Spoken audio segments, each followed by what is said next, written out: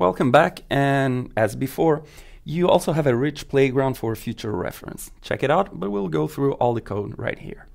So far, it looks like a closure is a function with some extra features and a slightly different syntax. Not so, little grasshopper.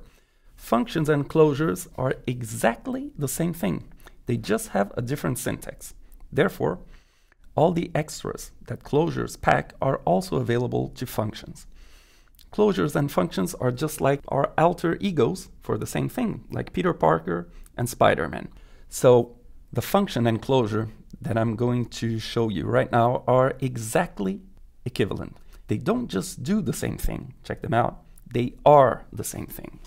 So we have first a function that takes an integer and returns an integer, and it adds 42 to it. And then we have a closure that does exactly the same thing. They look equivalent, but actually they're more than just equivalent. They are exactly the same thing. Actually, when the compiler finds a function declaration, such as foo over here, it will take the following steps. First of all, create a closure that takes an integer and returns 42 plus that integer, and then assign that closure to a constant called foo. Sounds familiar? Yep. That's exactly what you've done here for bar. So the bottom line is, since functions and closures are the same thing, you should use whatever syntax makes more sense at a given time. It's up to you to choose which one you prefer at any given point.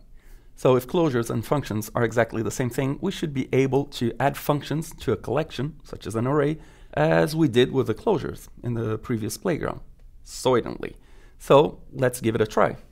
I'm going to show you a few functions, and then we'll add them to an array and iterate through the array and call the functions, just as we did before.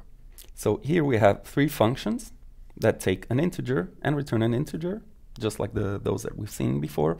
And now we're going to add them to an array and see if it works. And it certainly does work. Here we have the three functions within the array.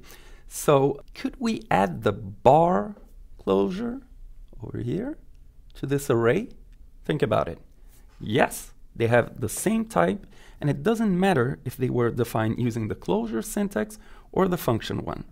Let's add it, and now we can just call all those functions and closures that are inside to Stooges.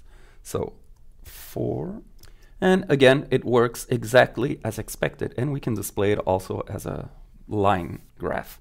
So now I have a question for you. Could we add the function baz that is here to this array?